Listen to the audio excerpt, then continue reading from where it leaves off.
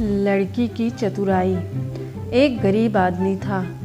एक दिन वह राजा के पास गया और बोला, महाराज, मैं आपसे कर्ज मांगने आया हूँ। कृपया कर आप मुझे 5,000 रुपये दें। मैं 5 वर्ष के अंदर आपके रुपए वापस कर दूंगा। राजा ने उसकी बात पर विश्वास कर उसे 5,000 रुपये दे दिए। 5 वर्ष बीत जाने के बाद भी जब उस व्यक्ति ने राजा के 5,000 रुपये नहीं लौटाए, तब राजा को मजबूरन उसके घर जाना पड़ा। लेकिन वहाँ वह व्यक्ति नहीं मिला। जब भी राजा वहाँ जाता, बहाना बनाकर उसे वापस भेज दिया जाता। एक दिन फिर राजा उस व्यक्ति के घर गया। वहाँ और कोई तो नहीं दिखा, एक छोटी लड़की बैठी थी। राजा ने उसी से पूछा, तुम्हारे पिताजी कहाँ हैं? लड़की बोली, पिताजी स्वर्ग का पानी रोकने गए हैं। राजा ने फिर पूछा, तुम्हारा भाई कहाँ है? लड़की बोली, बिना झगड़ा के झगड़ा करने गए हैं। राजा के समझ में एक भी बात नहीं आ रही थी, इसलिए वह फिर पूछता है, तुम्हारी माँ कहाँ है? लड़की बोली, माँ 1 से 2 करने गई है। राजा उसके इन उल जुलूल जवाब से खींच गया। वह गुस्से में पूछता है, और तुम यहाँ बैठी क्या कर रही हो? लड़की हंसकर बोली, मैं घर बैठी संसार देख रही हूँ। राजा समझ गया कि लड़की उसकी किसी भी बात का सीधा जवाब नहीं देगी, इसलिए उसे अब इससे इन बातों का मतलब जानने के लिए प्यार से ही बतियाना पड़ेगा। राजा ने चेहरे पर प्यार से मुस्कान लाकर पूछा, बेटी, तुमने जो अभी अभी मेरे सवालों के जवाब दिए, उनका मतलब क्या है? मैं तुम्हारी एक भी बात का मतलब नहीं समझ सका। तुम मुझे सीधे सीधे उनका मतलब समझाओ। लड़की ने भी मुस्कुराकर पूछा, अगर मैं सभी बातों का मतलब समझा दूं, तो आप मुझे क्या देंगे? राजा के मन में सारी बातों को जानने की तीव्रता उत्कंठ थी। वह बोला, जो मांगोगी वही दूंगा। तब लड़की बोली, आप मेरे पिताजी का सारा कर्ज माफ़ कर देंगे तो मैं आपको सारी बातों का अर्थ बता दूंगी। राजा ने कहा, ठीक है, मैं तुम्हारे पिताजी का सारा कर्ज माफ़ कर दूंगा। अब तो सारी बातों का अर्थ समझा दो। लड़की बोली, महाराज, आज मैं आपको सारी बातों का अर्थ नहीं समझा सकती। कृपया कर आप कल आएँ, कल मैं ज़रूर बता दूंगी। राजा अगले दिन फिर उस व्यक्ति के घर गया।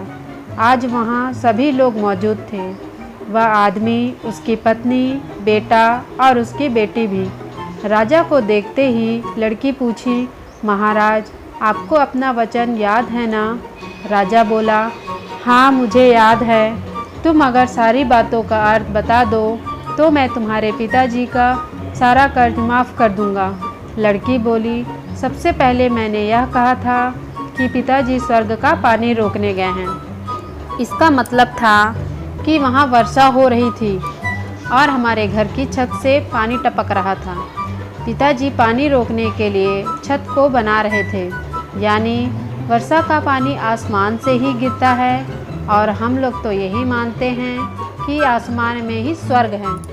बस पहली बात का अर्थ यही है। दूसरी बात मैंने कही थी कि भैया बिना झगड़ा के झगड़ा करने गए हैं। इसका मतलब था कि वे रेंगनी के कांटे को काटने गए थे। अगर कोई भी रेंगनी के कांटे को काटेगा तो उसके शरीर में जहाँ तहाँ कांटा गड़ ही जाएगा, यानी झगड़ा नहीं करने पर भी झगड़ा होगा और शरीर पर खरोंचें आएंगी। राजा उसकी बातों से सहमत हो गया। वह मन ही मन उसकी चतुराई की प्रशंसा करने लगा। उसने उत्सुकता के साथ पूछा, और तीसरी चौथी बात का मतलब बेटी? लड़की बोली, महाराज, तीसरी बात मैंने कही थी कि माँ 1 से 2 करने गई है। इसका मतलब था कि माँ अरहर दाल को पीसने गई थी, यानी उसे 1 का 2 करने गई थी। अगर साबुत दाल को पीसा जाए तो 1 दाना का 2 भाग हो जाता है, यानी यही था कि 2 करना। रही चौथी बात, तो उस समय मैं भात बना रही थी और उसमें से एक चावल निकाल कर देख रही थी कि भात पूरी तरह पका है या नहीं। इसका मतलब है कि मैं एक चावल देखकर ही जान जाती कि पूरा चावल पका है कि नहीं, अर्थात चावल के संसार को मैं घर बैठे देख रही थी। यह कहकर लड़की चुप हो गई। राजा सारी बातों का अर्थ जान चुका था। उसे लड़की की बुद्धिमानी भरी बातों ने आश्चर्य में डाल दिया था। फिर राजा ने कहा, बेटी तुम तो बहुत चतुर हो, पर एक बात समझ में नहीं आई कि यह सारी बातें तो तुम मुझे कल भी बता सकती थी, फिर तुमने मुझे आज क्यों बुलाया? लड़की हंसकर बोली, मैं तो बता ही चुकी हूँ कि कल जब आप आए थे तो मैं भात बना रही थी।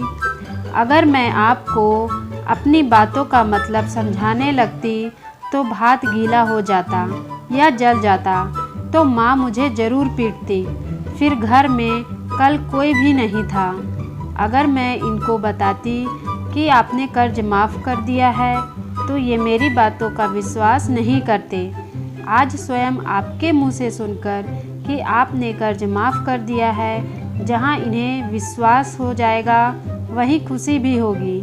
राजा लड़की की बात सुनकर बहुत ही प्रसन्न हुआ। उसने अपने गले से मोतियों की माला निकालकर उसे देते हुए कहा, बेटी यह लो अपनी चतुराई का पुरस्कार।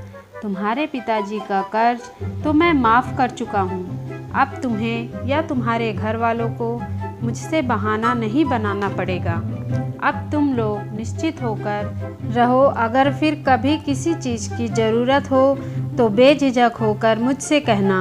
इतना कहकर राजा लड़की को आशीर्वाद देकर चला गया। लड़की के परिवार वालों ने उसे खुशी से गले लगा लिया।